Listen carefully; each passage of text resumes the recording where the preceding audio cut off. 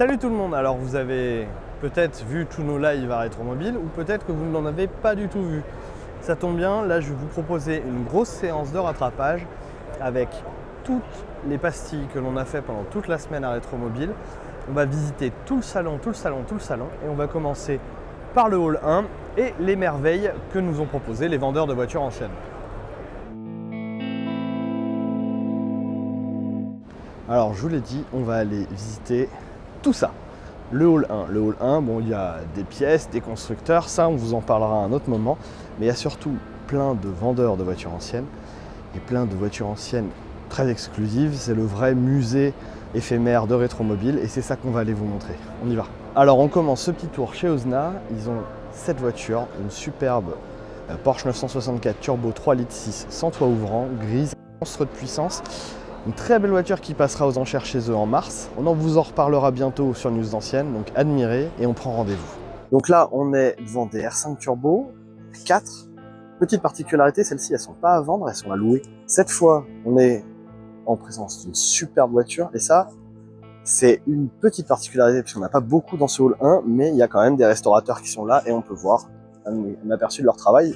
C'est super bien fait. Là, on est chez un autre des restaurateurs. Alors Rétromobile, il y a beaucoup d'étrangers, mais il y a quand même des Français qui sont là avec des très belles voitures. Bon, l'atelier des Coteaux, on les connaît. Bel alignement de Jaguar Type E, BMW 3 CSL, DBS, XK 120. On est dans du gros lourd et c'est eux qui restaurent. Ici, Art & Rêves. Bon, ils sont encore en train de préparer l'ouverture, hein, mais on retrouve une superbe Porsche à queue longue. Ça, c'est vraiment un vrai symbole des voitures d'endurance. Il n'y a pas que ça, il y a une EB110, une F40 dans une teinte qu'on voit très rarement, et puis cette Aston Martin Shooting Brake. Bon, il y a aussi une Viper GTSR des 24 heures du Mans. Voilà, ça vous donne un peu un aperçu de la concentration qu'on peut avoir chez certains vendeurs. Alors ici sur ce stand-là, il y a deux Porsche, une 3 litres RSR et une 935, mais c'est même pas elle qui m'intéresse le plus, c'est plutôt elle, la Rondo M379B, qui reste à ce jour la seule voiture à avoir remporté les 24 heures du Mans au volant de son pilote et constructeur, c'était en 1980. Devant moi, il y a les F1, l'exposition de Richard Mille. Celle-là, je vous l'ai déjà montré sur le site internet newsanciennes.com, donc allez voir, il y a tous les modèles. Et puis là, derrière, on a le stand de Joe Macari. Alors, vous voyez, il y a des voitures modernes, mais aussi des voitures anciennes, hein, Ferrari 275, là-bas il y a une Daytona, encore une 275, une McLaren F1 GTR, bref, encore une très grosse concentration chez un marchand anglais qu'on ne présente plus. Et voilà, qui fait l'effort à Rétromobile de proposer un des plus beaux stands de l'année, tout simplement pour eux.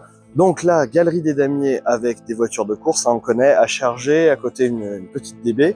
Et puis là, on retrouve une voiture qu'on vous a déjà présentée, rappelez-vous, quand on est allé en Suisse découvrir une collection de 40 Citroën, et ben c'était celle-là qu'on voyait en premier. En plus, vous allez la revoir dans très peu de temps sur News Anciennes, en 4 points, on vous le promet. Et donc, tout le stand à Guts & Wheels, vraiment un sacré stand. On détaille un peu ce qu'il y a. Donc là, il y a une Bugatti Type 40 Grand Sport, une voiture qui est restée dans l'arrière-salle d'un café pendant des années. Là-bas, une Ferrari qui a été pace car aux 24 heures du Mans, quand même. La rouge, vous allez dire, oh tiens, une rouge, c'est une Ferrari. Non, c'est pas une Ferrari, c'est une Jaguar. C'est une Jaguar XK 120 carrossée, voilà, une carrosserie spéciale. Effectivement, ça peut ressembler à une carrosserie touring de chez Ferrari. Là, une Sunbeam Grand Prix 2 litres. Ici, une Maserati Monofaro, c'est une voiture qui a été conduite par Fangio quand même. Derrière, vous avez une voiture qu'on a déjà vue ensemble, c'était lors de la vente d'automne de chez Agut. C'était l'Aston Martin DB4 convertible. Et on termine tout simplement avec une Ford GT40. Bon bah voilà, on présente plus la GT40, je pense que tout le monde a envie de la conduire. En face de chez Agut, on est habitué, c'est le stand Ascot Collection. Ascot Collection qui est un spécialiste français, mais des voitures de course. Alors là, on retrouve une autre voiture de chez Rondo, une plus récente, parce que celle-là, c'est une Groupe C. Voilà, un beau bleu. Et puis à côté, vous retrouvez des protos des 24 heures du Mans, une autre Groupe C avec ses couleurs Silhouette. Forcément, c'est une Jaguar. Derrière, Porsche 962, Aston Martin, encore de la sacrée voiture de course, et c'est un vendeur français. Donc là, on est au cœur du hall 1 de Rétromobile avec deux des stands qui sont habituellement des stands vedettes, on va dire, du salon. On a d'abord le stand Fiskens, vous voyez derrière moi, CLKLM, une ISO Griffo, là une McLaren ex James Hunt, hein, juste ça. Derrière, on a la Jaguar X2, c'est le prototype qui a couru aux 24 heures du Mans et qui préfigurait la Type E. Vous avez une GT40, une Cobra 427, une Jaguar Type C qui a ses autocollants parce qu'elle court souvent au Mille Miglia. On enchaîne avec une Audi R8 LMP, donc de 2001 des 24 heures du Mans. La Maserati A6, Alfa Romeo, Bentley, donc voilà, du très lourd. Ça, c'est chez Fiskens. Et on enchaîne directement avec Girardeau. Girardeau, cette année, ils ont fait Monomaniac, Ferrari, Ferrari, Ferrari. Et Ferrari de course en plus. Là-bas, 1952, Ferrari 340 Mexico Spider. Là-bas, 340 Mexico Berlinetta. Ici, une Formule 1, une F1 87, comme son nom l'indique, de 1987. Au milieu, juste un châssis court, donc une Ferrari 250 GT SWB, une Ferrari 375 Plus ici, une 333 SP, une Daytona, une Testarossa, bref, on a encore du très très lourd. Et pour ceux qui aiment bien les Ferrari, vous pouvez continuer, parce qu'après il y a Ruote da Sonio, j'espère que je le dis bien, je suis pas spécialiste italien, hein, allemand LV1. Et donc là, sur le stand, on retrouve F40, Maserati A6, des petites barquettes à Barthes, Lamborghini plus ou moins moderne, Lamborghini ancienne, bref, là on a fait un beau tour de Ferrari. Le stand de Simon Kingston, alors c'est toujours un des stands les plus fous de rétromobile, vous voyez on n'a pas le droit de rentrer, il y a des lasers, bon c'est juste une belle déco pour montrer un peu que c'est un coffre-fort. Effectivement c'est un coffre-fort, il y a des voitures très chères, hein. En fait on avait eu des stands Kingston beaucoup plus riches. Là, on a quand même une McLaren F1 blanche en plein milieu, ça claque. On a une Daytona Speeder, une Porsche, une Facel Vega, une 275 Speeder. Bon, tout ça, c'est bien joli, mais on a déjà vu mieux chez Kingston. On va pas bouder notre plaisir, mais je m'attendais à mieux. Les petits arrêts central, là, voilà, on est presque à côté d'une... on est pas presque, on est à une entrée du salon, l'entrée parking. Et là, déjà, ceux qui arrivent par là, ils doivent pas être déçus. On a Brodaro Auction qui est là. C'est une maison de vente aux enchères qui est pas encore très connue en Europe, qui s'implante, qui va notamment faire la vente de la Villa Herba, mais qui est plutôt connue aux États-Unis malgré le fait qu'elle soit jeune. Ici, Asphalt Classique. Bon, on a voilà une Stratos Stradale, hein, voilà, ça claque un peu. Et puis juste derrière, là, on va passer sur une magnifique Aston Martin DB5 Ocean Blue, je crois, il m'a dit. Deep Blue, enfin voilà, une couleur qui est très étonnante. Derrière, des Jaguars. Bon, ces voitures-là sont chez Sébastien Berchon, BR Motors Classique, on vous en a parlé. Celle-là, j'espère pouvoir vous en parler d'ici peu de temps. Tout petit arrêt devant ce stand pour vous montrer vraiment la diversité de rétromobiles. Sur le même stand, on va avoir une M3 CSL moderne à côté d'une Bugatti, alors je sais même pas si c'est une vraie ou une réplique, une autre avant-guerre et une Porsche 356. Donc vraiment, les vendeurs, ils cherchent pas forcément à avoir une ligne directrice, ils mettent leur meilleure voiture. C'est vrai qu'il y a des belles choses. Ici, un des stands les plus étranges de ce rétromobile. Alors là, il a encore changé de forme par rapport à ce qu'il y avait en début de semaine. En début de semaine, tout au fond, on avait une Lancia Delta S4 Stradale, mais tout au fond du stand, posée comme ça. Bon là, ils ont un peu amélioré, ils ont un peu moins de voitures sur le stand, mais on a quand même une McLaren Senna aux couleurs McLaren. On a une là-bas, c'est une Carrera GT, une BMW 507, un California Spider 250. Là, on a une petite Porsche de compétition, une autre petite Porsche de compétition et une grosse Porsche de compétition. On a une Porsche 917 quand même là, c'est du très lourd. Et c'est presque dommage que ce stand soit un peu tout au fond de rétromobile. C'est dommage, vous pourriez le rater. On le sait, Bugatti, leur segment, c'est les hypercars. Et ça date pas d'hier, parce que les hypercars, ils en faisaient déjà dans les années 30. Là, on est devant 3 Bugatti 59. C'est vraiment très rare de les rassembler. 3 autos vraiment très rares. Il y en a une qu'on avait déjà vue ici, chez Gooding & Co il y a quelques années. Bref, un stand à pas rater. Pour ceux qui sont un peu curieux, vous verrez les carrosseries différentes avec toujours une mécanique très performante. HK Engineering, vous connaissez si vous êtes habitué à rétromobile, c'est les spécialistes des 300 SL, donc coupé et roadster. Là, ils ont un petit stand, il n'y en a que 2, alors que des fois on était habitué à en voir presque une dizaine. Bon après, sur les salons allemands, il y a possibilité d'en voir encore plus, je pense. Néanmoins, c'est dommage qu'elle soit là. Moi, j'aimerais bien conduire ça. Alors, il y a plein de stands où il y a des modernes au milieu des anciennes. Et puis, il y a Axel Schutte, qui, eux, montrent uniquement des Mercedes très anciennes, des roadsters, des grandes carrosseries Mercedes d'avant-guerre. Là, on a vraiment une thématique, ça je préfère. Là, on est clairement devant un cas de figure où on sait plus quoi regarder. Le stand de Lucas Uni, généralement, c'est une folie. Bon, cette année, ils n'ont pas fait trop de thématiques. D'habitude, on pouvait voir un seul modèle sur tout le stand.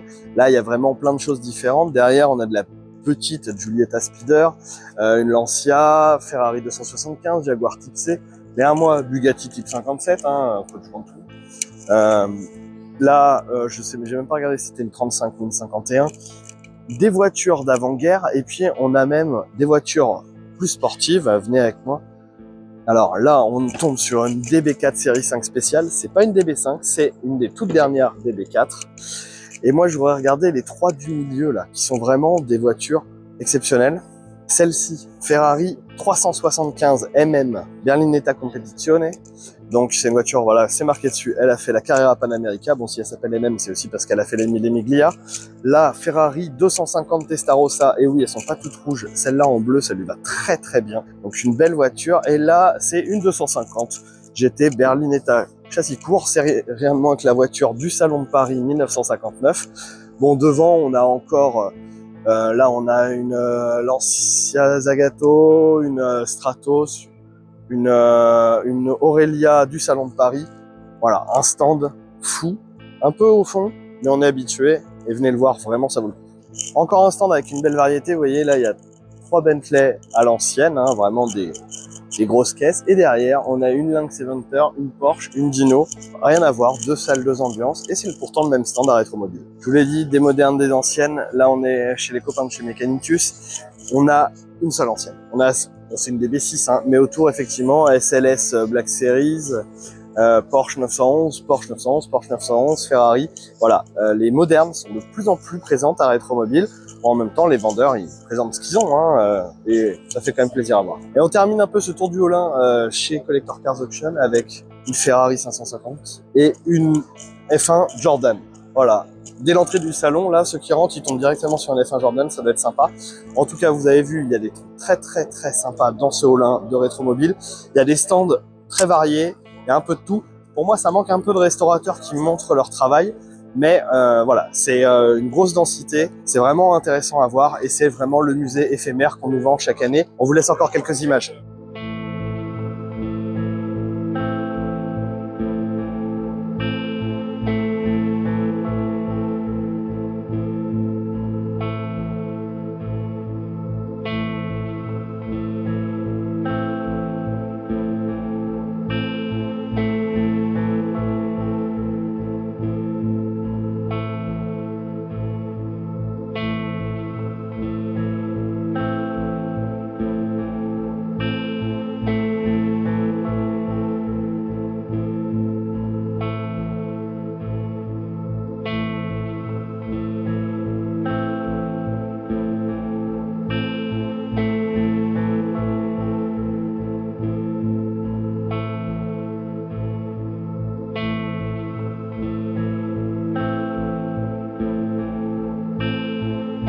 Il y avait vraiment des très belles choses et c'était pas les seuls à proposer des belles choses dans le Haut-Rhin. On reste là-bas et cette fois-ci, on va parler avec Pierre des constructeurs. On va commencer tranquillement une petite balade au milieu des stands constructeurs. On commence par celui sur lequel vous allez tomber directement en entrant par le hall 1, Mazda, qui fête les 35 ans de la MX-5 et qui donc mise dessus l'intégralité de son stand, avec les 4 générations et surtout, pour le coup, petit plus, des prototypes ou des modèles en série très limités qu'on n'a jamais connus chez nous, un petit peu vintage. Bon, la MX-5 n'a que 35 ans, donc on fait ce qu'on peut, mais au moins quelques petites pièces intéressantes. Vous avez de ce côté-ci la NC Superlight et de ce côté-ci le coupé MX-5 NB avec un petit kit carrosserie intéressant. Et puis je vous emmène dans le reste, vous allez voir, les constructeurs se sont fait plaisir cette année, certains un petit peu moins que d'autres, mais on a quand même quelques beaux prototypes un petit peu anciens à vous présenter. Je vous emmène en balade. Dans les autres stands vraiment notables, le stand Skoda qui fêtant ses 130 ans cette année a mis les petits plats dans les grands avec une belle quantité de modèles historiques, donc beaucoup qu'on ne connaît pas puisqu'effectivement ce sont des modèles qui sont apparus du temps du bloc de l'Est, qui n'étaient pas importés chez nous. Donc si vous aimez ce genre de véhicule, profitez-en. Vous avez les premières Felicia, les premières rapides, ou vous avez même le Treka là-bas qui est un petit 4x4 typiquement soviétique. Profitez-en. Vous avez aussi des choses qui vous parleront un peu plus. Vous avez une Octavia WRC cachée dans un coin et aussi une des premières Octavia à avoir escorté le Tour de France quand Skoda a récupéré le contrat. Petite histoire sympa. Si vous prêtez attention, vous allez tomber sur un véhicule un peu chelou, noir, qui a démarré sa vie en blanc. C'est un prototype conçu dans les années 70 qui a été retransformé dans un look un petit peu Batmobile, un petit peu effrayant, pour un film d'horreur tchécoslovaque dans les années 80. Ne rigolez pas. Donc, penchez-vous sur l'histoire de la Ferrate, c'est une histoire absolument passionnante, pour peu que vous ayez envie de parler d'un petit peu autre chose que juste de voiture. Autre stand intéressant, le stand Mercedes, des gros classiques. Vous avez par là-bas une coque de 300 SL, vous avez une magnifique système Pullman juste derrière la caméra. Et juste derrière moi, vous avez un des prototypes Mercedes C111 qui, en plus, pour les petits fans de technique, voit son moteur Wankel exposé juste à côté. Donc n'hésitez pas à faire un tour, vous allez tomber sur des pièces d'histoire un petit peu intéressantes, des prototypes originaux, donc profitez-en aussi. Le stand est plus petit que Skoda, mais vous avez des très jolies pièces à voir et surtout des belles classiques, donc profitez-en à tout va. On est maintenant sur le stand Renault qui est conçu de manière assez intéressante, c'est-à-dire que vous avez un véritable miroir entre les anciennes d'un côté, Renault 17, Renault 4, Renault 5 et étoile filante, et leur réinterprétation moderne, donc le resto mode Renault 17 qu'on a vu il n'y a pas si longtemps sur internet, les versions modernes qui vont être commercialisées de la Renault 4 et de la Renault 5, et de l'autre côté le prototype étoile filante qui vient d'être présenté, et le tout se fait miroir sous une arche très joliment éclairée. Honnêtement, très sympathique et un gros coup de cœur sur le format du stand. Là, on est rapidement sur le stand Toyota. Vous avez une Sport 800 à ma droite et de l'autre côté, je sais que ça va en faire tiquer certains, mais Toyota a axé sa communication sur ses véhicules électrifiés ou 100% électriques en piochant dans des véhicules un peu historiques, car n'oubliez pas, la Prius fête bientôt ses 30 ans. Donc voilà, le stand Toyota est un petit peu à contre-pied, mais les électriques ne sont pas toutes jeunes. Hein. Je ne vais pas vous rappeler que la Jamais Contente a plus de 100 ans. Donc voilà, c'est un stand qui va faire un peu grincer les dents, mais il est sympathique. Dernier constructeur sur lequel on va passer un tout petit peu de temps, Mitsubishi, avec deux très jolis Pajero, un de route et un du Paris-Dakar 2001. Et puis, caché un petit peu derrière, vous avez deux Mitsubishi Lancer, une de compétition qui, de mémoire, était en championnat de France des rallyes, et une Lancer de route. Petite pastille japonaise assez sympathique aussi. Et puis, il y en a certains qu'on a laissés de côté. On va vous les faire passer rapidement en coupe pour faire un tour aussi exhaustif que possible, mais ça aurait été peut-être un peu long pour juste une voiture à vous présenter. Donc voilà, profitez-en, n'hésitez pas à en faire le tour et nous donner vos commentaires dessus. À bientôt. Toujours avec Pierre, toujours beaucoup dans le hall 1 cette fois. On va vous montrer ce qu'avaient amené les différents musées français lors de ce Rétromobile 2025. On va faire un petit tour du côté des musées. Il n'y a pas beaucoup d'expos cette année, mais il y a quelques petites choses intéressantes. Donc on est là devant les Alpines du musée de la Gendarmerie.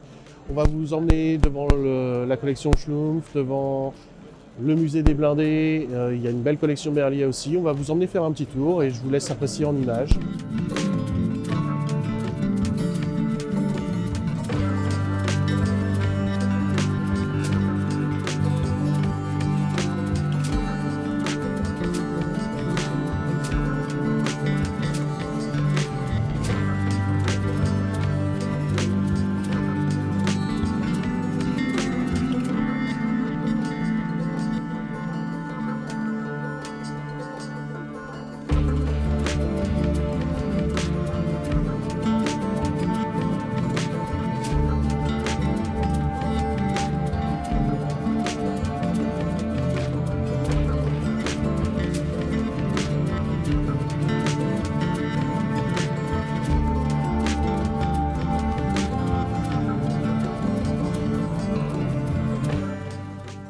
Donc on fait une petite escale sur le stand du musée des 24 heures du Mans. Pas beaucoup de voitures à voir sur place, mais bien évidemment elles sont toutes présentes dans la collection. Juste en face de moi, il y a une Jaguar Type C qui a notamment gagné en 53, si je ne dis pas de bêtises, et qui a fini un peu plus loin en 54.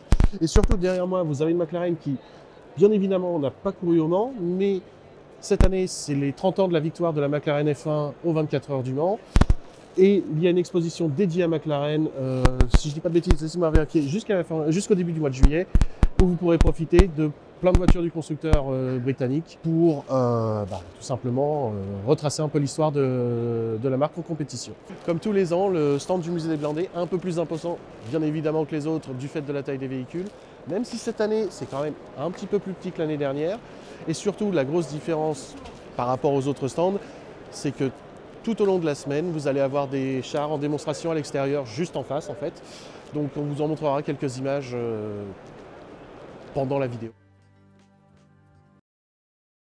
Encore le Hall 1, vous allez me dire, ben oui, mais c'est forcément dans le Hall 1 qu'on retrouvait l'expo phare de ce Rétromobile 2025 avec la voiture qui était sur l'affiche tout simplement, la Citroën DS Ballon, donc le plateau pour les 70 ans de la Citroën DS. C'est l'expo phare de ce Rétromobile 2025 et on est devant la voiture de l'affiche de ce Rétromobile 2025. L'expo, c'est les 70 ans de la Citroën DS et la voiture, c'est la Citroën DS Ballon. Alors Romain, on a un peu parlé dans l'interview qu'on a diffusée avant-hier. C'est une voiture qui est très particulière parce que c'est un coup de pub. C'est donc une DS19 qu'on a mis sur des ballons pour vanter son confort en fait. Mais c'est une voiture réalisée à des pures fins marketing. Et en 1959, elle est exposée, elle fait plusieurs salons et après on perd sa trace. Pourtant c'est une voiture mythique et elle n'existait plus au moment où Rétromobile voulait la remettre en avant. Résultat, ils ont demandé au Garac de la refaire et c'est la voiture qu'on a derrière nous sous un lustre signé par Mathieu Lustrerie. De toute façon, c'est des lustres que vous retrouvez sur beaucoup d'expositions de ce Rétromobile 2025. Bref, je vous laisse admirer celle-là et puis après on va aller voir les voitures plus classiques. Deuxième voiture, alors vous avez vu la collection de 40 Citroën qu'on vous a présentée il n'y a pas longtemps en vidéo. Là on est un peu dans le cas de la jaune qu'on avait présentée. Donc là c'est une DS 19 1956, les toutes premières DS, là d'où ça part avec le moteur encore vraiment très dérivé de celui de la traction. Les lignes voilà très simples, on n'a pas d'aile cendrier, on n'a pas de prise d'air. C'est les toutes premières DS et cette verte est là un peu pour le rappeler que la DS c'est pas que des phares carénés, même si on en trouve pas mal dans l'expo, on continue. A l'inverse de celle qu'on vient vous montrer, la verte, là on est sur l'ultime évolution de la DS. On est en 1972, c'est une DS 23, donc déjà le plus gros moteur, on est au-dessus de 2,3 litres de cylindrée, et en plus celui-là reçoit l'injection électronique IE, donc ça fait 130 chevaux, donc on est très loin de la première DS et ses 75 chevaux. Petit bonus, celle-là est une Palace, donc la finition haut de gamme. En gros celle-là, c'est la DS dont rêvent ceux qui veulent une DS haut de gamme. C'est cette voiture-là, la plus puissante, la plus luxueuse. Enfin, plus luxueuse, pas tout à fait, parce qu'en fait, regardez juste derrière moi, on va tomber non pas sur une Palace, mais là sur une Prestige. Alors qu'est-ce que c'est que la Prestige? La Prestige, c'est un peu une hors-série. C'était fait par un carrossier, donc Chaperon. Et c'est une voiture qui propose des équipements supplémentaires. Et là, vous pouvez voir qu'il y a une séparation chauffeur avec vitres coulissantes, etc. Certaines versions pouvaient même recevoir le téléphone. Bref, plein d'équipements qu'on ne trouvait nulle part. On retrouve quand même des baguettes qui sont communes au Palace. Bref, c'est une voiture luxueuse dans la DS, mais c'est pas une Palace, c'est encore autre chose. Alors on se met un peu loin parce que celle-là, il faut la montrer entièrement dans le cadre et c'est pas facile. Ça, c'est la DS Totem. Contrairement à la Ballon, là c'est quelque chose qui a été préservé. La Ballon c'est en 1959, là avec la Totem c'est en 1962. C'est pour montrer le nouvel avant de la Citroën DS, on a créé cette voiture. Donc une vraie sculpture, un totem, comme ça. Et c'est une voiture qui a été... Enfin c'est plus une voiture en fait, mais c'est une sorte d'œuvre d'art qui a été préservée comme ça et qui est exposée là. Bon, ce qui est un peu dommage, c'est qu'on voulait montrer le nouvel avant et là, je vous avoue qu'on ne le voit pas vraiment. Alors, petite pause dans une voiture qui est ouverte, c'est fait pour. C'est encore dans les voitures de salon. Cette Citroën-là a été exposée comme ça sur certains salons. Donc, vous voyez, on a simplement enlevé les portes.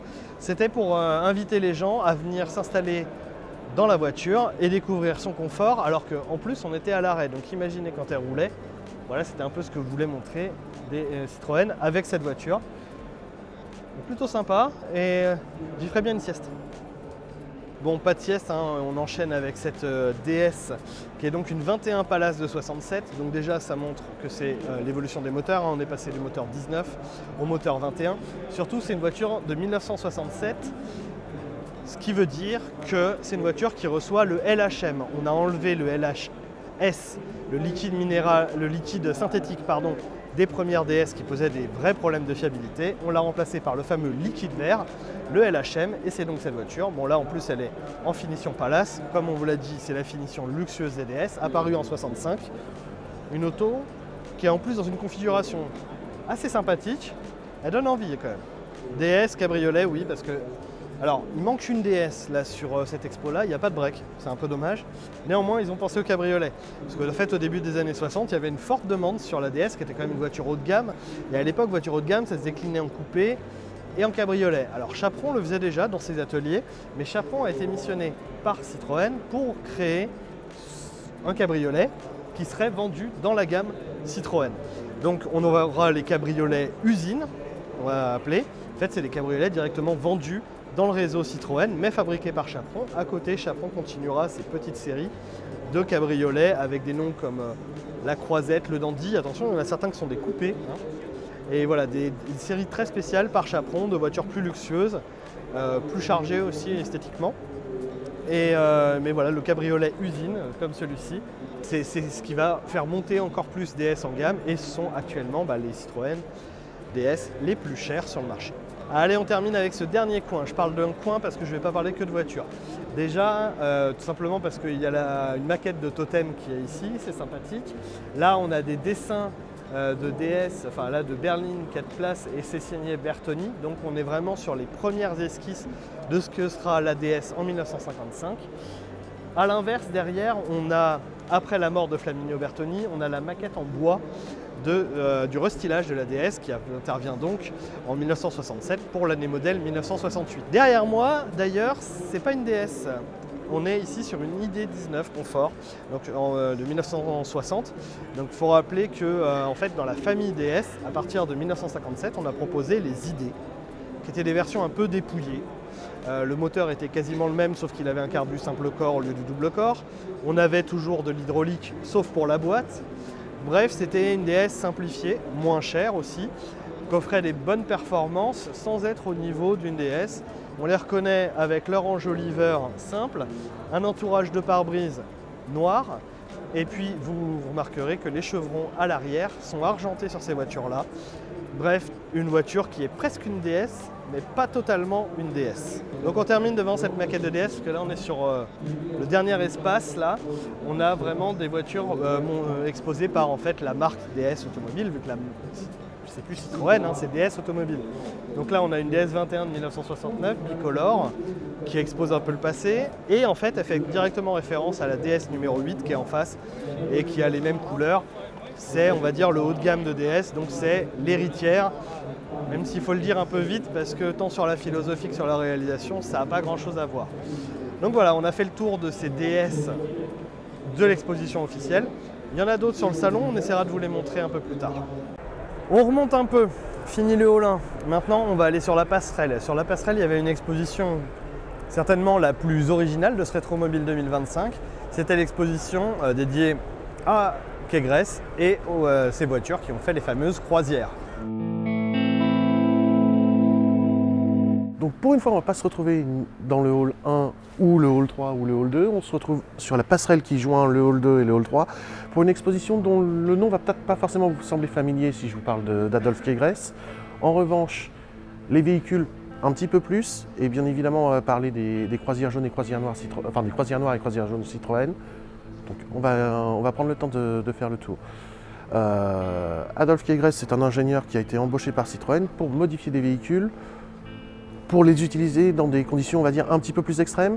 Ça va commencer avec les véhicules qui sont derrière nous, avec une traversée du Sahara au tout début des années 20, où ils vont mettre à l'épreuve les véhicules Citroën, montrer leur fiabilité et aussi montrer que du coup, avec des chenilles, on peut aller un petit peu plus loin qu'avec des roues. Et il va développer ça de plus en plus. Et Citroën aussi va se servir des véhicules Kégresse pour sa communication, notamment avec la première croisière, qui est la croisière noire, avec les véhicules qu'on va retrouver juste là derrière nous, où là, il va s'agir de faire une traversée de l'Afrique du nord au sud quasiment intégralement. Et pareil, toujours communication Citroën pour montrer toute la fiabilité de leur véhicule. En un petit peu moins d'un an, ils vont traverser l'intégralité du continent. Après la croisière noire, Citroën va pousser le concept encore plus loin avec la croisière jaune, donc Ce coup-ci, on ne va pas traverser l'Afrique, mais on va partir d'Iran et on va aller rejoindre carrément Pékin, donc sur la côte est de la Chine. Les convois qui agressent, que ce soit la croisière noire, la croisière jaune, dans une plus petite mesure la première traversée du Sahara, c'était des convois de plusieurs dizaines de véhicules avec un convoi principal et plusieurs convois de soutien derrière qui amenaient du ravitaillement, des pièces détachées, etc. Et vous avez un bel échantillon de tous les véhicules développés pour ces croisières-là sur la passerelle. En plus de ça, si vous prenez le temps d'aller de l'autre côté, vous avez des véhicules, on va dire, civils, même si on va trouver quelques véhicules militaires dedans, mais des véhicules qui n'ont pas été utilisés pour les croisières, mais qui ont été développés quand même par Kegress, toujours sur le principe de faire une auto-chenille, une auto avec un train arrière équipé de chenilles à la place des roues motrices, qui va permettre de gagner en efficacité dans les terrains difficiles, etc. Et vous allez avoir du coup des véhicules qui vont être utilisés soit pour des petites applications militaires comme tout simplement un véhicule porteur de munitions. Vous avez même un break de chasse au sens le plus pur du terme, c'est-à-dire que c'est un break qui a été destiné à la chasse et d'autres applications un petit peu plus particulières à côté pour riches propriétaires et vous pouvez profiter de tout ça.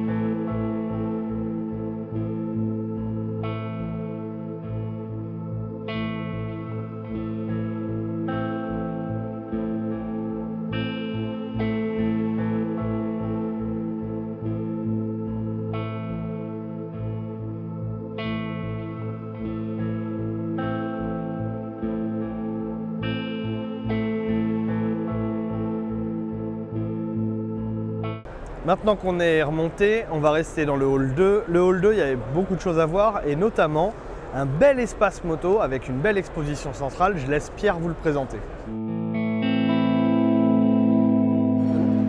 On se retrouve, une fois n'est pas coutume, enfin comme l'année dernière, avec moi qui n'y connais rien en moto pour vous en parler, sinon ce ne serait pas drôle. Donc ça commence avec la première d'entre elles et après on va arriver sur des modèles qui sont visuellement plus familiers, qui reprennent vraiment cet aspect de grosse limousine à 2 roues sur la route, avec le modèle qui est apparu dans les années 90. Et après, vous avez ici des modèles beaucoup plus modernes qui nous permettent de profiter un petit peu de l'étendue de la gamme. Partie centrale, pour le coup, de l'exposition moto, ça va être tout l'espace dédié à Éric de Seine, qui a été un petit peu, globalement, partout dans l'histoire moto de ces 40-50 dernières années. Ça commence, vous avez une partie là avec toute la partie tradition familiale, on va dire, entre la cognée de Seine qui a été conçue par un de ses ancêtres et les motos utilisées par son père à l'époque en compétition amateur. Vous allez reprendre à l'opposé toutes les motos avec lesquelles Éric de Seine a couru quand lui il était plus jeune. Alors, on va essayer d'avoir un petit peu de gens qui se poussent pour qu'au moins vous puissiez voir ce qui se passe. Avec ses premières Honda en 125 cm3, les premières Yamaha avec lesquelles il a couru en compétition. Et ensuite, ça va défiler sur, globalement, son engagement principal n'a pas été la compétition en tant que coureur, mais surtout le développement de Yamaha en compétition, avec son investissement tout d'abord en tant que sponsor chez Mobile, puis après en tant que responsable marketing chez Yamaha, qui va emmener le constructeur, tout du moins en France et après en Europe, à tous les niveaux, des motos qui vont avoir couru en endurance, au Dakar, en sprint, etc., qui vont pas forcément tout rafler, mais qui vont être inscrites un peu partout et qui vont ramener quand même un palmarès assez conséquent. Sachant qu'en plus, à côté de ça, Éric de Seine va être très investi aussi dans le développement des différentes motos du constructeur et encore aujourd'hui, il s'investit énormément dans le développement des motos. Et donc vous avez pas mal de modèles présentés ici, notamment un des rares modèles que je connais, l'AR1, qui a été assez révolutionnaire à l'époque dans son concept pour les motos ultra sportives. Et là vous avez aussi de ce côté-là deux modèles redécorés façon Hermès, puisque Éric de Seine est un héritier de la famille Hermès. Et là, vous avez deux modèles qui ont été redécouverts, recarrossés avec le cuir, etc. Façon Hermès, du coup, ce qui permet de garder la tradition familiale de bout en bout. On se retrouve tranquillement en train en attendant tout du moins un petit verre, dans la constitution du Ace Café, qui était un bar à Londres qui rassemblait énormément de motards dans les années 50-60, reconstitué, pas à l'identique, mais tout du moins très fortement évoqué pour Rétromobile, pour les amateurs. Et je vous laisse faire un tour avec les constructeurs qui sont également présents pour profiter. Donc, bon salon.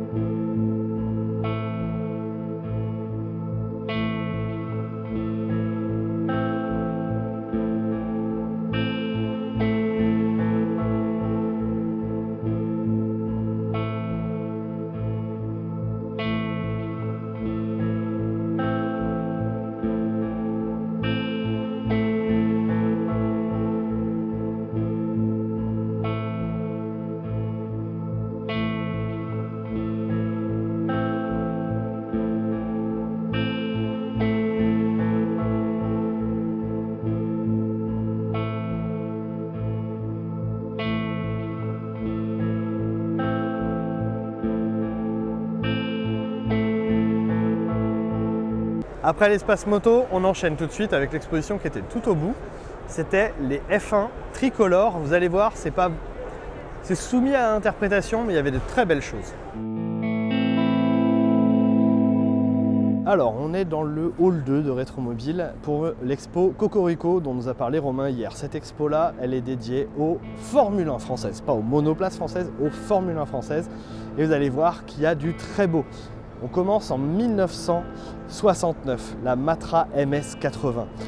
Cette voiture, qui était donc pilotée notamment par Jackie Stewart, elle n'a que le châssis Matra, le V12 Matra 3 litres qui nous fera tant rêver au niveau auditif, n'est pas encore au programme. Donc cette voiture qui est engagée par l'équipe de Ken Tyrrell, qui s'appelle à l'époque Matra International et pas Tyrrell Racing, elle va avoir la particularité d'être la première F1 française à être championne du monde des constructeurs. Donc on est en 1969 avec un pilote écossais, mais c'est pas bien grave. Ensuite on passe sur une marche engagée par Frank Williams. Vous vous demandez un peu ce que la F1 française vient faire là-dedans. Et bien c'est parce que cette voiture sponsorisée par Motul a été la voiture de Henri Pescarolo en Formule 1. Oui, parce qu'Henri Pescarolo n'a pas fait que des courses d'endurance, il a même signé des podiums en Formule 1, notamment avec cette voiture. L'histoire se répète un petit peu, la justification se répète un petit peu avec cette autre voiture, également engagée par Williams, mais celle-ci construite par Williams, la FW04. Là, c'est la première voiture de Jacques Lafitte en Formule 1, on est en 1975. On continue avec une voiture qui n'a jamais couru en Formule 1. Cette voiture, c'est l'Alpine A500. Quand on se replace un peu, à l'époque, Alpine est surtout en endurance. Ils ont développé un moteur turbo pour l'endurance et ils se disent pourquoi pas l'amener en F1. On est bien avant les engagements de Renault. Et donc ils vont créer cette Alpine A500 qui est un démonstrateur. Vous voyez bien que on est en 1976, mais l'aérodynamique n'est pas hyper fouillée, mais on a déjà un moteur turbo de F1. Il y aura quelques tests de fait. De toute façon, le programme va être arrêté. La voiture va servir en fait de base aux premières Renault Sport de F1 avec moteur turbo. Celle-ci n'a jamais couru. Si vous voulez plus d'infos, il y a un article complet dédié sur elle sur newsancienne.com.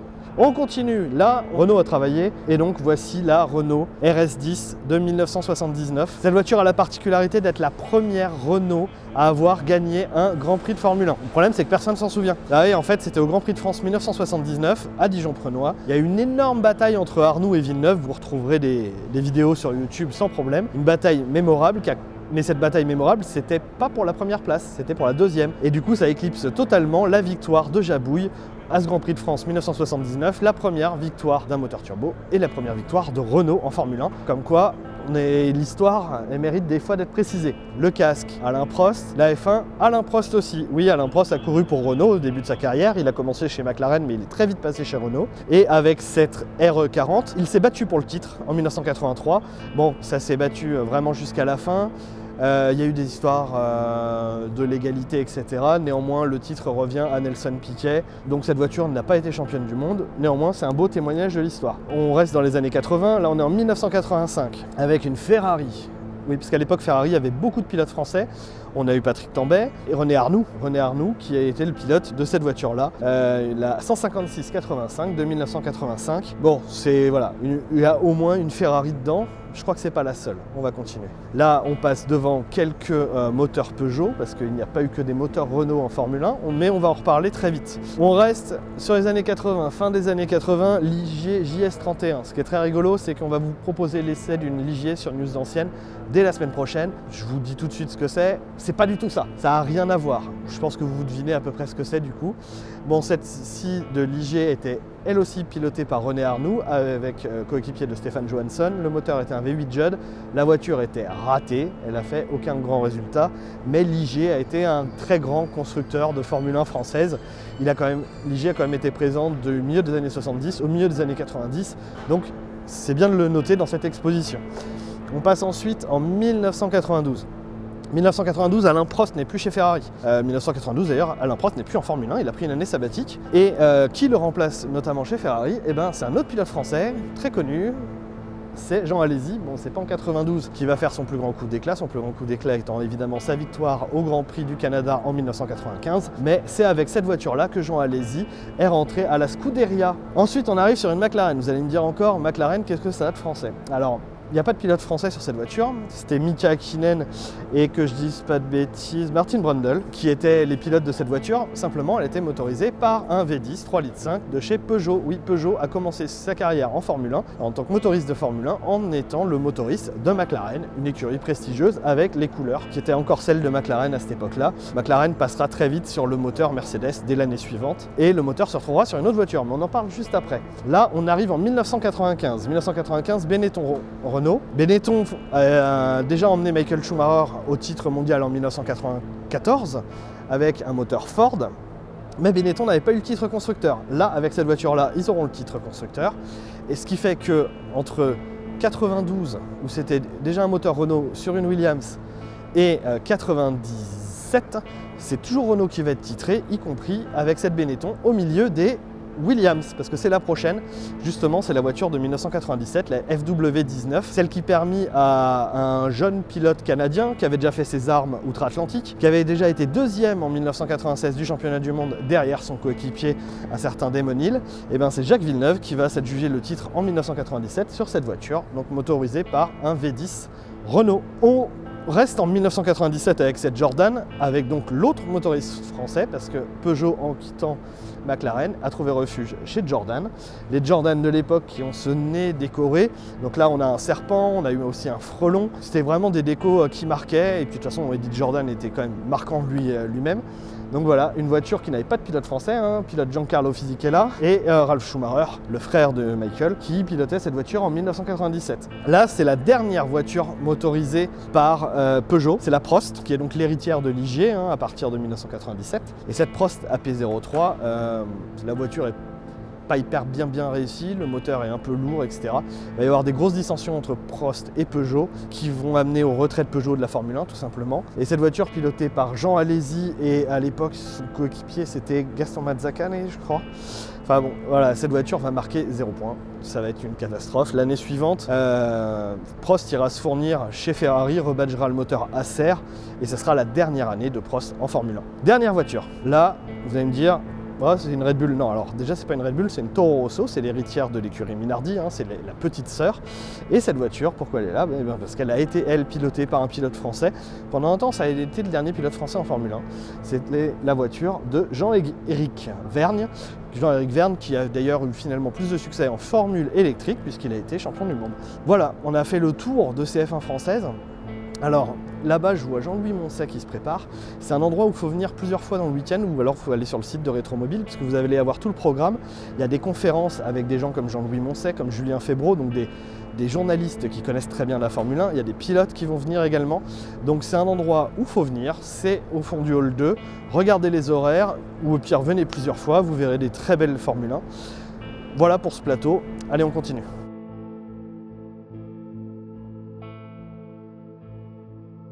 On se rapproche de là où il y avait le stand News d'Ancienne. On va vous parler dans un premier temps de tous les pros qui étaient là, des pros qui vendent des pièces ou qui vendent toute autre chose. Vous allez voir, il y avait beaucoup de monde qui était à Rétromobile pour faire du business. Alors on reste dans le hall 3, pas très loin du stand News d'Ancienne. Et là, je vais vous emmener voir les stands des vendeurs de pièces parce que oui, il y a encore des vendeurs de pièces à Rétromobile. Par exemple derrière, voilà, si vous voulez acheter des sets complets de tapis, vous pouvez, mais vous allez voir, il n'y a pas que ça. On a donc plusieurs types de stands. Là, on a des stands de pièces avec ma petite italienne, par exemple, qui vend des pièces pour italiennes.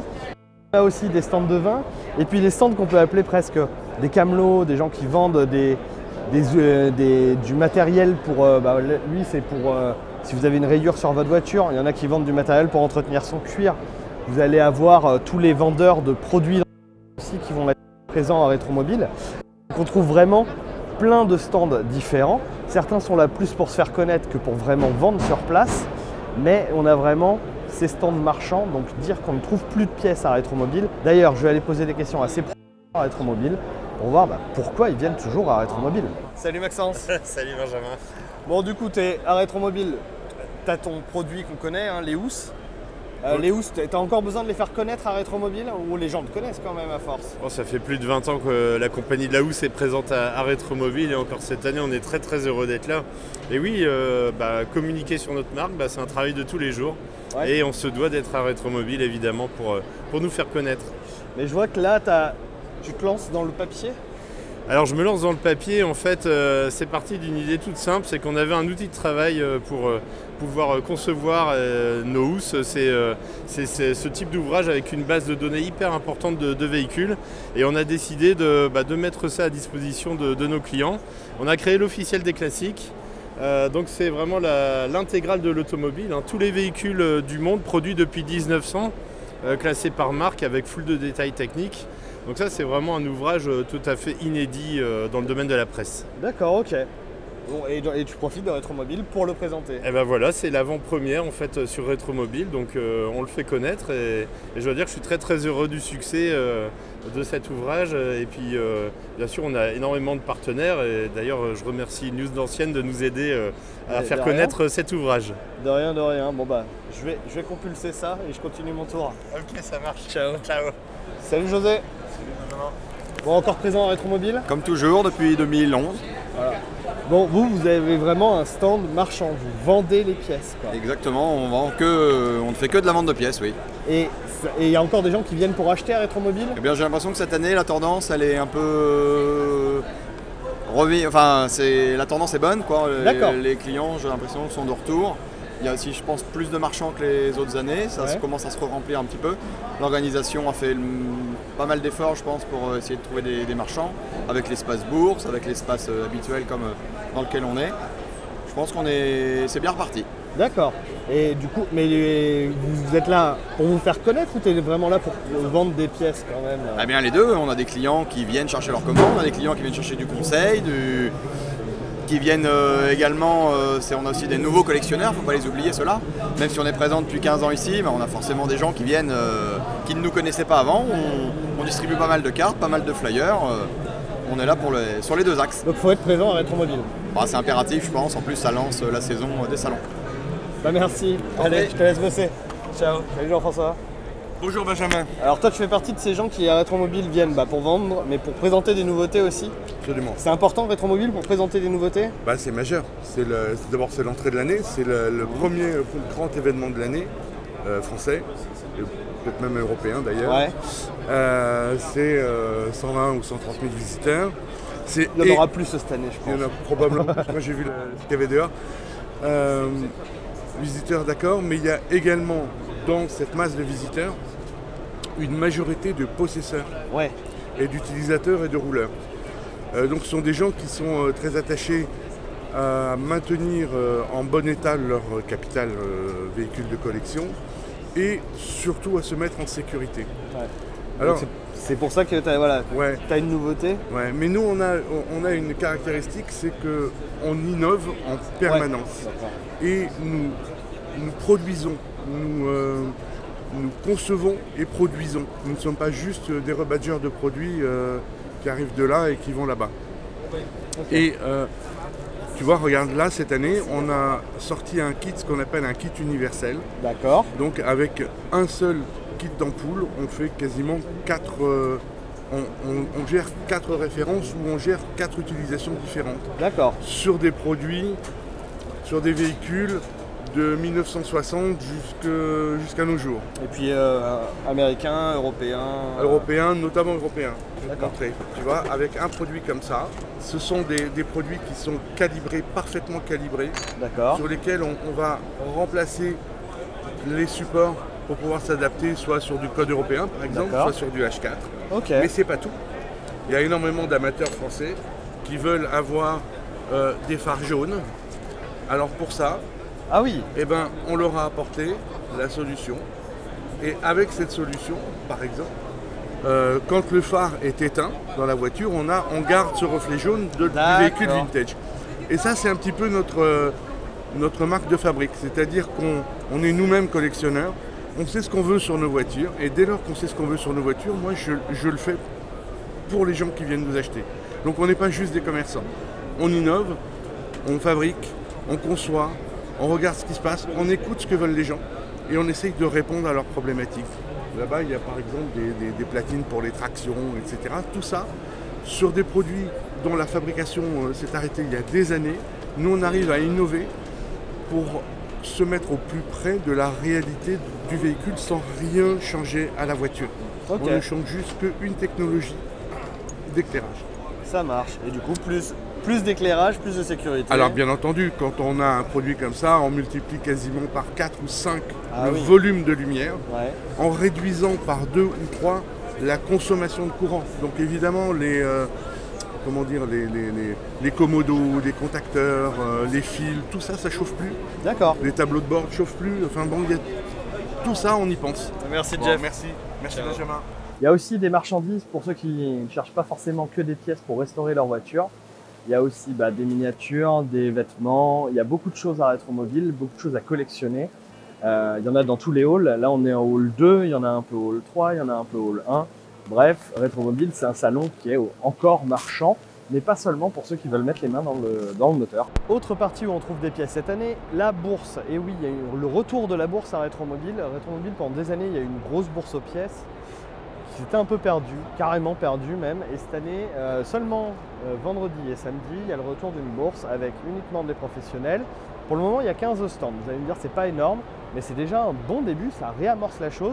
Je pense qu'il y en aura déjà plus l'an dernier parce que là, ça a l'air de bien marcher. Il y a des belles choses, hein. Il y a des antiquités, il y a de l'automobilia, de la mémorabilia, il y a des jouets anciens, des miniatures. Puis même moi, j'ai fait une petite affaire.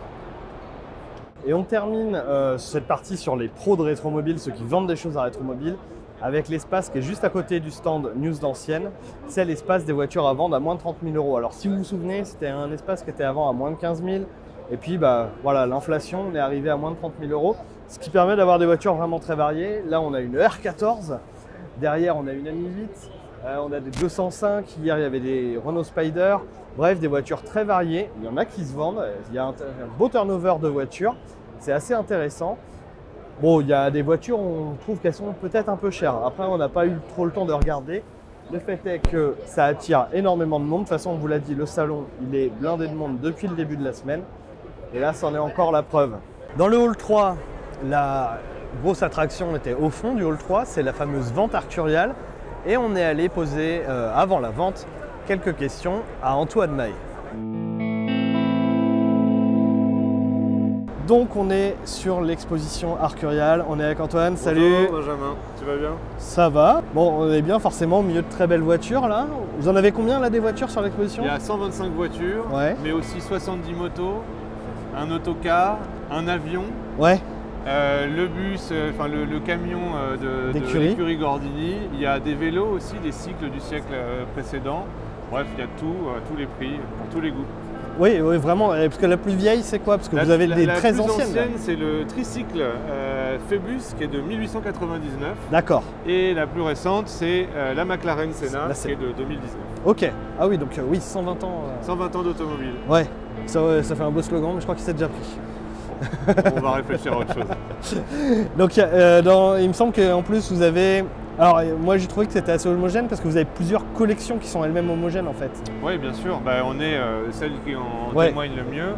C'est la collection Paul-Émile B, où on part d'une Gladiator, qui était une vraie voiture de course qui courait en 1906-7. Derrière nous, on a une autre voiture de Grand Prix qui est une vraie Bugatti 51 d'usine, Ouais. qui vient... C'est une 51, mais elle a été transformée en 51, en c'est fait, ça? tu n'es pas sans savoir que la 51, c'est une évolution de la 35. Et en fait, celle-ci est née évidemment en 35 et Bugatti l'a fait évoluer D'accord. en 51. D'accord, Donc, ok. donc voilà, et puis pour rester dans le thème des voitures de course, derrière tu as une Delage qui a fait les 24 heures du Mans, Ouais, et puis une superbe Bugatti EB110 ouais. que son propriétaire a acheté neuve, c'est donc une première main, et c'est la seule EB110 blanche qui a D'accord. été vendue. Ok. Donc c'est la même qu'on a vue à Époque Auto il y a 2 ans. C'est bien possible, c'est bien Bon, de toute possible. façon, si tu me dis que c'est la seule blanche. Il n'y en a pas d'autres, donc voilà, il n'y a pas de Donc, débat. donc ça, c'est une première collection. Vous en avez d'autres, je crois? Oui, oui, oui. Alors, on a beaucoup parlé de la collection Silver en hommage à la couleur de Ouais. ces 5 Ferrari de plusieurs décennies différentes. Voilà, un collectionneur qui voulait des Ferrari certifiées et grises. D'accord, Voilà, ok. argent. Il y a aussi la collection du regretté André Cadieux, qui avait Oui. un goût pour les automobiles de sport et de course avec lesquels il courait. Il y a cette magnifique Ferrari 275 GTB aluminium. Il a fait 5 ou 6 fois le tour auto avec. Ouais, d'accord. Il n'avait pas peur, la voiture, on y allait. Mais aussi une très belle Porsche 2 litres 7 RS. Voilà, une Ferrari 512 BB. Enfin voilà, c'était une très belle collection d'un amateur vraiment éclectique. Ok. Ok. Derrière, je vois des voitures un peu plus grosses là. Ah bah il y a des Bentley, il y a une collection de magnifiques Bentley et on va dire comme une statue est posée là la Bentley Continental qui Ouais. était la voiture d'abord de la famille Peugeot et puis D'accord. d'Helmut Newton, le Ah oui. grand photographe. Photographe, ouais. Et donc il parle de cette voiture dans sa biographie, il raconte dans quelles circonstances il n'a d'abord pas pu se l'offrir, Ah oui. et puis il a réussi à faire un shooting et quelques semaines après il avait pile l'argent pour aller l'acheter. Génial. Et donc il est retourné, il l'a acheté et après il dit quand même que En c'était France, toujours, en hein. France, Ouais, en ouais. France à Paris. La voiture a passé sa vie en France. Elle a d'ailleurs toujours sa première immatriculation. D'accord. Ouais, non mais il y a des supercars. Nous, on va vous parler dès demain matin de la R5 Turbo qui a une histoire Ah bah oui, pareil, géniale. extraordinaire. Il y a plusieurs voitures de course aussi, je vois là. Des voitures de course, Fiat tourisme. Abarth, il y a une 131, il y a une 124, il y a des voitures de super production. Il y a même une Mercedes qui faisait les rallye raids à l'époque, c'est une vraie voiture d'usine. Oh. Il y en a eu 3, les 2 autres sont ces Mercedes et la seule en main privée c'est la 280 qui est D'accord. là. Il y a des photos extraordinaires de la voiture dans des conditions abominables. Voilà, et en plus elle a eu des résultats très honorables à l'époque. Puis il y a aussi des curiosités, il y a la Packard Ah oui. carrossée à la demande de Louis Réard. Donc Louis Réard, l'inventeur du bikini en 1946. Et dès 1947, il passe commande chez Chaperon de cette carrosserie en forme de bateau, puisqu'il voulait faire le lien entre le bikini et la plage. Donc il s'est dit, le bateau, c'est ce qu'il y a de Ouais, mieux. ouais. Et donc la voiture est finie en octobre 1947 et après elle va faire la tournée de toutes les plages pendant plusieurs années, mais aussi des concours d'élégance, mais aussi le Tour de France, Tour de France, ouais. cycliste. Et la voiture est absolument Elle est folle. Et puis, extraordinaire. c'est bien fait. Je veux dire, c'est pas un déguisement de voiture. Ah non, non, c'est du chaperon. C'est En du fait, chaperon, quand on regarde dans les détails, on ouvre les portes, tout c'est vraiment de la qualité Ouais, chaperon, de la haute couture. Et donc les mannequins prenaient place à l'arrière, sur le pont arrière en fait de la voiture, voilà, en bikini dans les années 40. C'est génial. Toi, tu as forcément des petits coups de cœur dans cette vente. Si tu devais en choisir 3, ça serait lesquels? 3. Alors on est très près de la première parce que j'ai eu le grand privilège de pouvoir la conduire à Montlhéry. Ouais. C'est la Bugatti 51 Grand Prix. J'adore cette voiture, j'en avais jamais conduit, j'avais D'accord. déjà conduit des 35, j'ai été étonné, en fait c'est très facile à emmener, beaucoup de couples, c'est une voiture D'accord. qu'on pourrait utiliser presque pour aller chercher le pain, si je peux m'exprimer ainsi. Et en revanche, elle change aussi complètement de comportement dès qu'on décide d'être un peu plus soutenu dans l'avion. Ok. Donc c'est vraiment une auto... Donc c'est pas hyper pointu en fait, comme l'image qu'on pourrait se faire. Si tu veux aller vite, ça devient pointu. Oui, d'accord. Mais pour, on va dire, l'amateur que je suis, elle pardonne beaucoup de choses et elle est quand même assez facile à D'accord, emmener. ok, Donc, étonnant. une bonne fille, comme on dirait. Voilà, je viens de parler quand même de la Packard Rear. C'est vrai que c'est un autre coup de cœur parce que quand même des originalités comme celle-ci, Ouais. On en voit peu. C'est vraiment un peu délirant, donc j'aime bien aussi un peu cette dimension. C'est vraiment une voiture qui pourrait soit continuer à faire de la publicité, soit aller dans un musée. Oui, Ce serait intéressant de voir qui s'intéresse. c'est le genre de voiture, enfin on digresse un peu, mais c'est le genre de voiture qui a un intérêt plus pour un collectionneur français, ou alors de la marque Packard.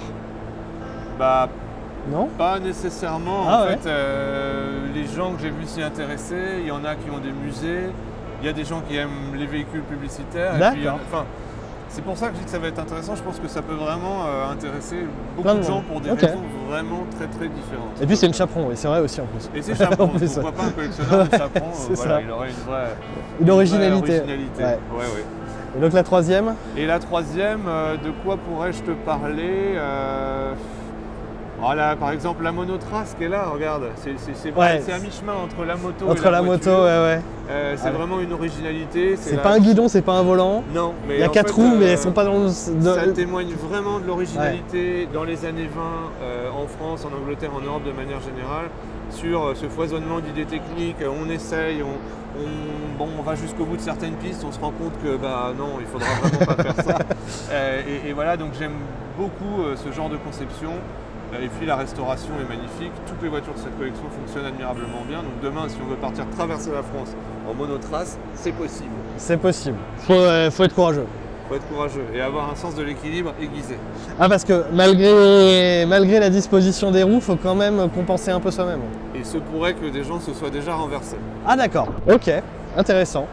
Intéressant. Donc là, toutes les voitures, donc 120, vous les vendez d'un coup? Non, il y a deux. Il y aura 3 ventes. 3 ventes, La ouais. première est vendredi, donc pour les automobiles uniquement. Samedi, la collection Pomme les 1000B et les motos, dont la fameuse collection Panini, tu sais, Oui, les images à collectionner. tout à fait. Il s'était fait un superbe musée en Italie avec de très belles motos. Donc ça, c'est samedi.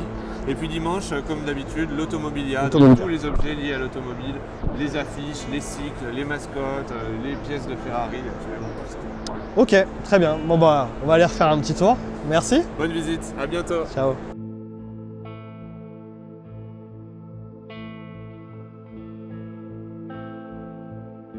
Maintenant, on vous a tout montré, les grandes lignes de ce qu'il y avait à Rétromobile. Évidemment, il manque quelques petites choses. Donc, ce qu'on va faire, c'est qu'on va vous réemmener dans les différents endroits avec les coups de cœur des différents membres de l'équipe News Ancienne. Alors, mon petit best-of à moi, c'est une pauvre petite voiture qui est dans un coin du Haut-Rhin. C'est une voiture folle, il faut dire qu'Aram Sotheby's en a vendu une cette semaine qui a un très gros prix. C'est en l'occurrence une Ferrari 250 LM.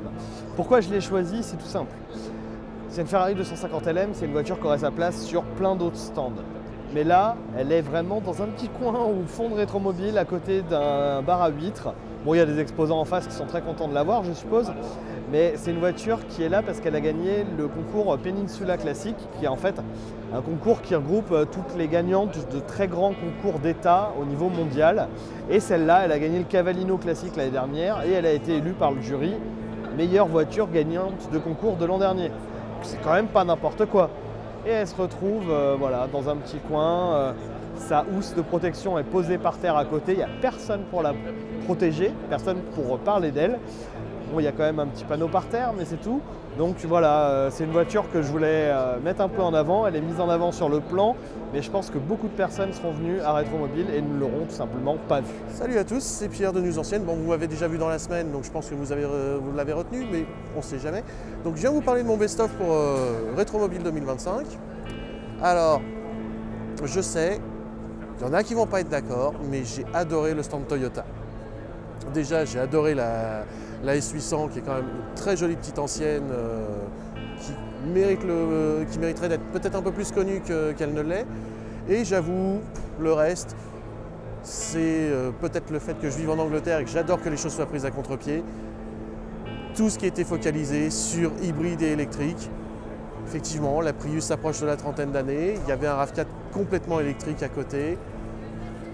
Toyota joue sa communication sur sa techno hybride, sa techno électrique. Ils ont joué le jeu en amenant des véhicules qui étaient quand même suffisamment vieux. Donc du coup, je suis désolé, je suis faible, ça marche. Et un troll farceur, je suis toujours preneur. Allez, ciao! Moi c'est Paul de chez News d'Ancienne. Donc aujourd'hui je vais vous présenter mon coup de cœur de ce salon Rétromobile 2025. Donc en voiture ce sera une Ferrari 340 Mexico. Donc une voiture qui n'a pas eu un grand palmarès en course mais que je trouve magnifique de par sa carrosserie. Et si je devais choisir un stand coup de cœur, je pense que ce serait le constructeur Skoda qui a vraiment su apporter des véhicules aussi bien vraiment anciens que des véhicules de rallye avec forcément un petit peu de moderne mais on retient surtout le côté sportif.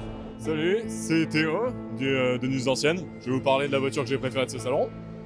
Personnellement, c'est la Chevy Cobra 427 que j'ai pu voir au stand Car Jagger. C'est une voiture mythique que j'ai toujours adorée, que j'ai toujours aimée. Elle est magnifique dans ses couleurs. Et c'est une voiture qui est spéciale dans l'histoire. C'est une voiture qui a été la plus répliquée d'entre toutes, aux côtés des Lotus 7 et Caterham 7. C'est une voiture qui a un potentiel de personnalisation qui est complètement dingue et qui a une histoire complètement dingue. On parle d'un V8 de GT40 sur un châssis d'un roadster anglais. C'est complètement débile, c'est ingérable et c'est génial. Salut, c'est Nicolas de News Ancienne. Donc le stand que j'ai préféré en rétromobile se situe dans le hall 1, c'est Suber Factory. Alors c'est pas un vendeur de voitures, c'est un vendeur de maquettes. Et je peux vous dire que le niveau de détail et de finition et de peinture est vraiment magnifique, c'est à voir. En revanche, c'est pas donné à tout le monde, c'est quand même entre 15 et 20 000 euros la maquette, parce qu'ils en produisent que 20 par an, tellement le niveau de détail est magnifique. Voilà, moi je vous encourage à aller voir, j'ai rien de plus à dire. J'étais estomaqué devant leur finition, la beauté des choix des véhicules, des F1, des protos du Mans, des châssis exposés sans les carrosseries, des reproductions de moteurs, c'est sublime. Bonjour, c'est Vincent de News d'Ancienne.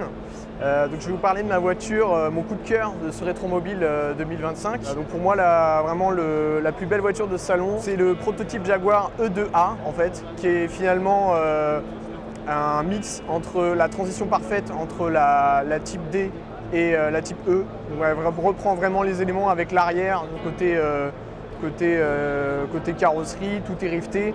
Et donc vraiment c'est une voiture incroyable. Donc, voilà, une occasion exceptionnelle de voir une voiture exceptionnelle. Donc du coup moi c'est Arthur, je suis de News Ancienne. Pour ce salon Rétromobile 2025, ma voiture préférée du salon c'est la Skoda Octavia WRC. C'est une berline simple de base de la marque tchèque, mais qui a été boostée à plus de 300 chevaux avec un 4 cylindres turbo et qui a fait une 3e place au Safari Rally en 2001, je crois. C'est une voiture qui est assez sympathique, la livrée est très très belle et malgré un palmarès plutôt faible, je suis rentré dans la légende des caisses de WRC. Salut, c'est Lucas de News Ancienne. Alors moi du coup je suis pas forcément connaisseur en voiture, du coup je vais vous donner mon point de vue en tant que pur amateur et visiteur du coup sur ce Rétromobile 2025. Alors moi pour le coup mon coup de cœur ça a été le stand de Renault. J'ai vachement bien aimé, comme disait Pierre dans un ancien live, le côté miroir des voitures, effectivement de voir la différence entre la version électrique et la version ancienne, c'était pas mal et du coup ça rentre totalement dans le thème de rétromobile. Ils ont joué le jeu à 100% et moi le problème c'est que je suis déjà tombé amoureux de la R17 électrique, le rétro mode, donc du coup je vais pas être objectif sur ce stand. Bonjour, c'est Clément de Tickets Ford. Alors, vous connaissez mon concept, mais on m'avait posé une question, c'est de savoir sur le salon, là que j'ai fait ce matin vraiment dans tous les sens, ma préférée. Et le véhicule que j'ai vraiment préféré sur le salon pour moi est le Pajero que vous pourrez retrouver sur le stand de Mitsubishi, le Pajero Sportswagen, qui est juste extraordinaire. Alors, petite subtilité, pourquoi c'est mon préféré, c'est un petit peu filou, c'est que j'en ai un, voilà, j'ai le même à la maison alors que j'essaye de restaurer. Pour moi, ça m'a donné vraiment l'envie de pousser la restauration jusque celui-là qui est sur le stand. Donc voilà, donc mon coup de cœur, Mitsubishi, Pajero, je crois qu'il est de 87 ou 88 celui-là qu'ils ont sur leur stand, donc bravo à eux, c'est une très belle restauration.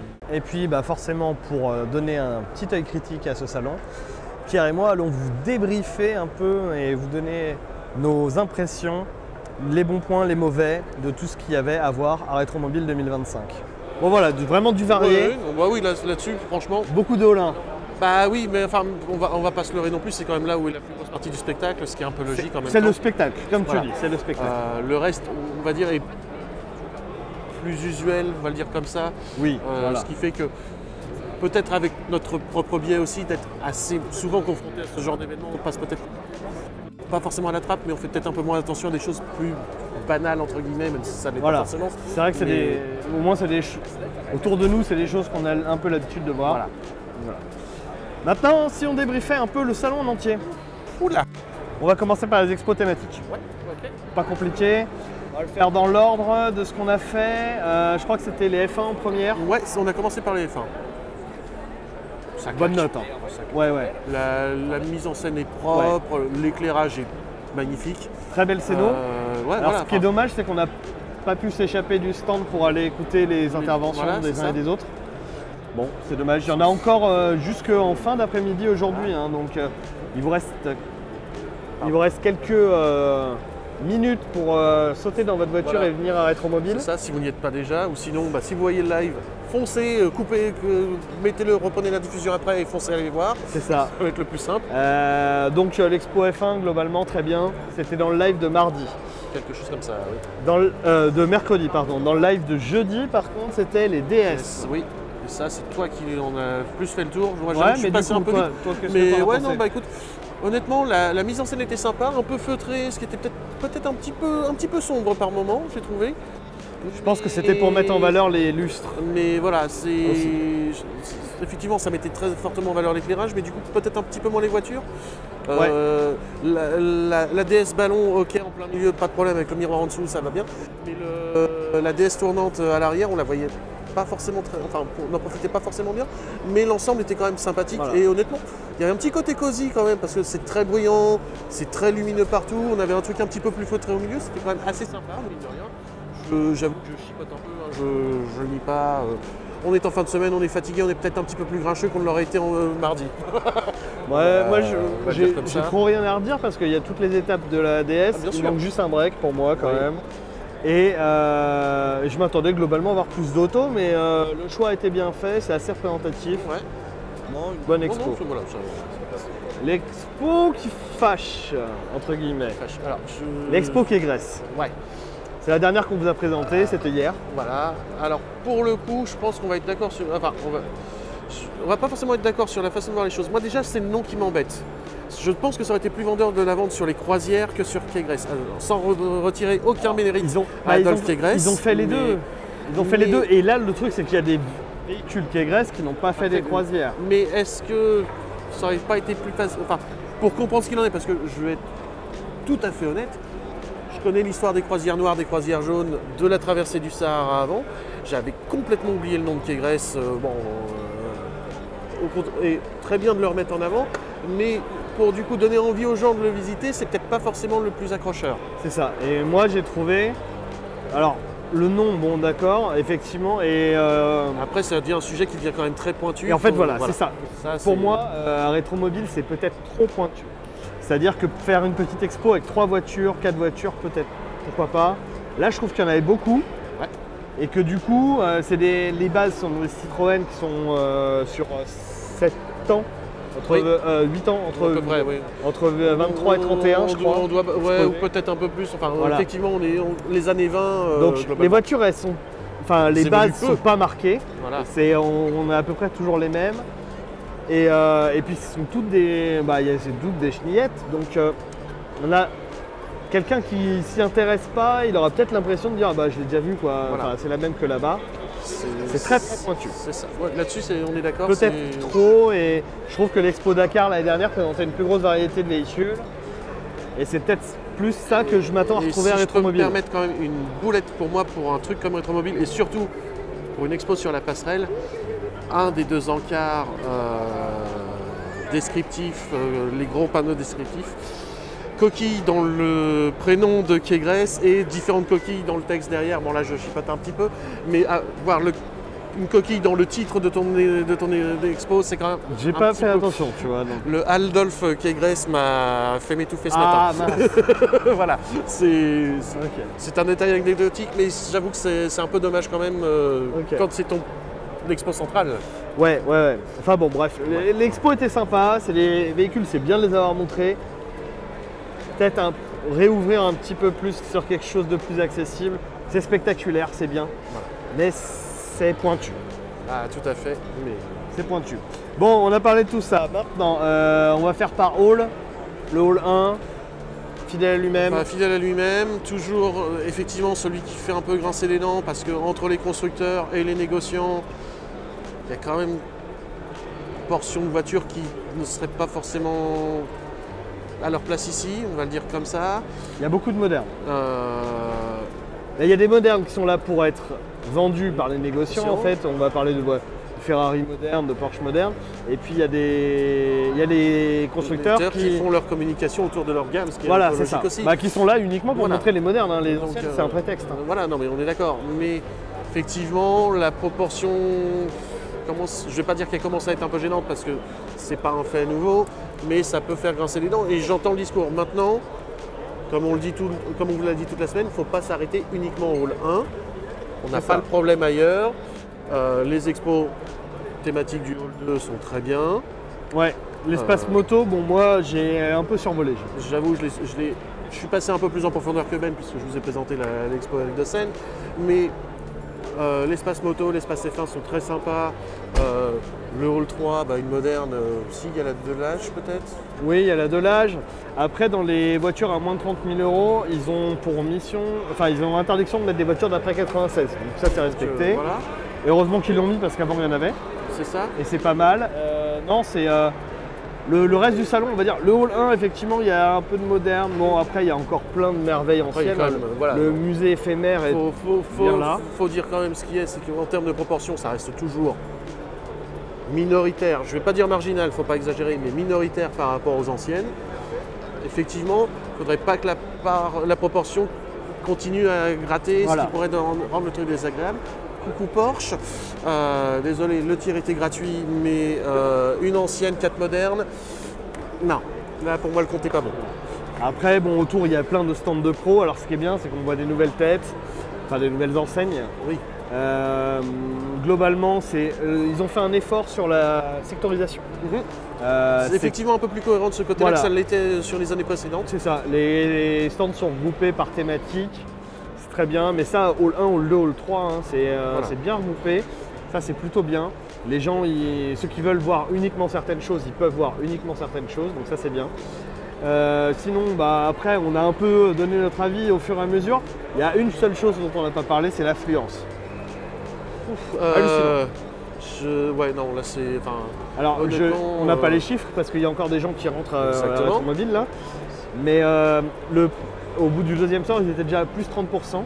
Et avant le salon, ils avaient fait un espèce de graphique en disant le jeudi, il y a un peu moins de monde. Les gens ils se sont dit ah cool, je vais venir le jeudi. Jeudi, on a pris une marée. Voilà. Et puis derrière, ça s'est calmé à hauteur de peut-être 2 à 3 personnes de moins par heure. On va le dire comme ça. C'est ça. Non, ça a été la folie. C'est la folie furieuse, ça n'arrête pas. Et là, le week-end est un peu plus calme. Hier samedi, en fin de journée, on voyait que ça baissait un petit peu.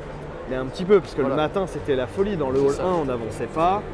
Les gens qui voulaient faire des photos de voitures, pas la peine de venir. C'était pas la peine d'essayer. Là, pour le coup, il n'y avait vraiment aucune chance. Donc, vous allez les voir sur News Anciennes, vous avez les photos. Voilà, parce que sinon, effectivement, ceux qui étaient là ce week-end ont pris en photo des gens avec potentiellement des voitures derrière. C'est ça.